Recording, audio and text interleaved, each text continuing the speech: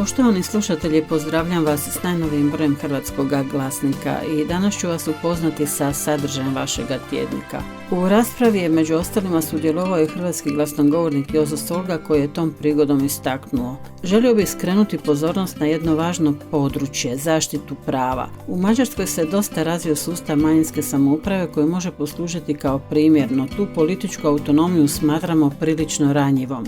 Naime, između samouprava nema odnosa podređenosti i nadređenosti, bilo da je riječ o lokalnim ili mjesnim tijelima, ali se na manjinske samouprave često gleda kao na svojevrsne pomoćne organizacije koje samo obogaćuju kulturni život u pojedinim sredinama. Svjesni smo da su mogućnosti samouprava u fiskalnoj politici ograničene, te da se nerijetko iskorištava činjenica da nacionalne manjine raspolažu određenim sredstvima. Nadovezao bih se i na kolegu koji je govorio o izbornom sustavu, jer i to pitanje zaslužuje dodatno preispitivanje kako izborno pravo unutar samoupravnog sustava, tako i pitanje zastupljenosti manjina u parlamentu.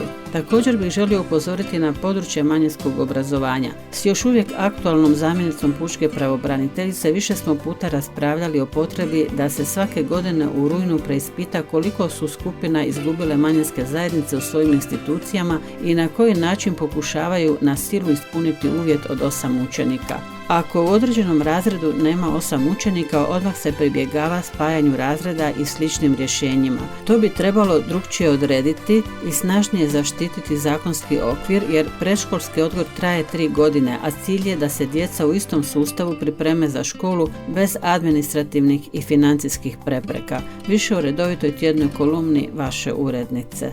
Vrlo mi je teško prihvatiti kad se jedan projekt koji je doista namijenjen očuvanju hrvatskog jezika ne pomaže, a mnogi drugi programi na kojima hrvatski jezik ni ne dolazi do izražaja pomažu se zavidnim iznosom. Posebno mi je teško kad doznam da jedna od hrvatskih školskih ustanova koja već pola stoljeća odgaja mnoštvo hrvatskih učitelja i odgajatelja koji dan danas rade u raznim hrvatskim odgojno-obrazovnim i kulturnim ustanovama nije uspjela dobiti ni forintu za jedan prekrasan projekt u kojem se posebno brine o učenju hrvatskoga jezika. Naravno, shvaćam i to da su materijalni izvori ograničeni, ali kad je riječ o mladeži, o jeziku, o hrvatskoj odgojno-obrazovnoj ustanovi koja je svojim višedesetljetnim hrvatskim obrazovanjem dokazala da je učinila mnogo glede očuvanja hrvatskog jezika, kad njezini učenici iz godine u godinu ostvaruju zavidne rezultate na raznim hrvatskim državnim natjecanjima, nisu li zaslužili neke prioritete za dobivanje potpore?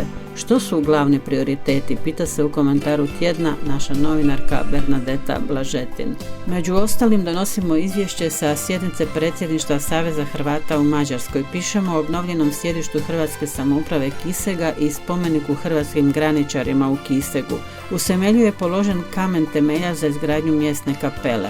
Gost glasnikovog intervjua je velečasni Vjenceslav Tot koji reče: važni su mi moji hrvatski korijeni. U Petrovom selu je održan mikrofon. Pjesmom U ljubav vjere nemam otvoreno je već 9. put ovo popularno natjecanje u pjevanju za talentirane mlade Hrvatice i Hrvate. Tjedan Hrvata u Velikoj Kaneži obilježili su književne večeri, plesačnica, izlet u Čakovec, radionice za hrvatske pjevačke zborove, koncert tamburaškog sastava Stobož, sveta misa na hrvatskom jeziku, a sve pod sloganom Mi smo jedna familija, moramo se skupa držati. I ove godine uspješno priređena trgadbena povorka u Gornjem Četaru kao i berbena veselica u Hošigovom vrtiću. Poštovani slušatelji, slijedite platforme Hrvatskog glasnika, pretplatite se na tiskano izdanje kako bi tjednik Hrvata u Mađarskoj bio s vama u vašem hrvatskom domu. Pozivamo vas na naš društveni profil i web stranicu s napisima iz svih hrvatskih krajeva od Bačke do Gradišća. Pratite medijske platforme i društvene profile Hrvatskog glasnika. Budimo zajedno u oazi hrvatske pisane riječi u Mađarskoj na stranicama tjednika Hrvata u Mađarskoj Hrvatskog glasnika.